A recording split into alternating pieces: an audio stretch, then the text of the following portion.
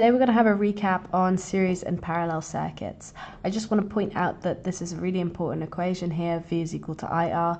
We've recapped it in previous videos, but just to remember it for now. Okay, so let's start with the series circuit. So this is what a typical series circuit looks like. You kind of have your battery here and you have your resistors all in series, and then you kind of have your voltmeter in parallel to this one series here, this one resistor here. So there are three rules to a series circuit. The first one is that the current is the same throughout the system. So the current through this resistor, this one and this one are all the same.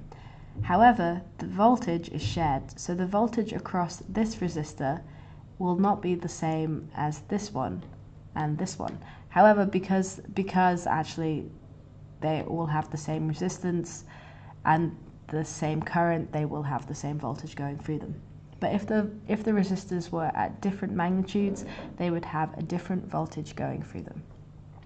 Okay, and another thing to point out is that the total resistance is the sum of all the resistors. So because each resistor is 3 ohms,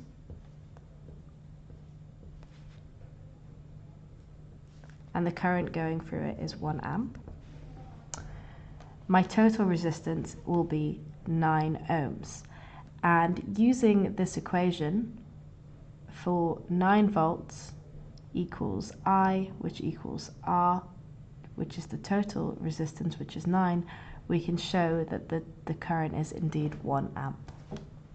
Okay, so I'm going to do an example first. So here is your series circuit again. This is just a different way of showing it.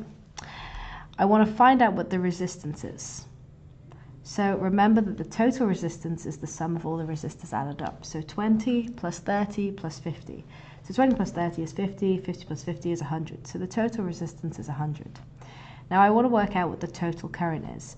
Remember, the current is the same throughout here, throughout here, throughout here. So the total current is going to be, using this, the total potential difference divided by the total resistance. So 125 divided by 100, because that's the total resistance. So the total current is 1.25. Okay, now I, what is the current through A, B, and C? The current through A, B, and C is just 1.25 each. So 1.25, 1.25, 1.25, because again, the current is the same. Okay, and then IV, what is the voltage across A?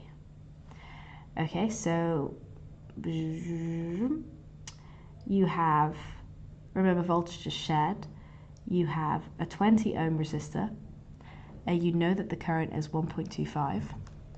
So you're going to do 1.25 for your current, I, multiplied by your 20 for your resistance. And you're going to find out that the voltage across A is 25 volts. Okay, hopefully that makes sense. Now let's move on to a parallel circuit. This is sort of a typical example of a parallel circuit.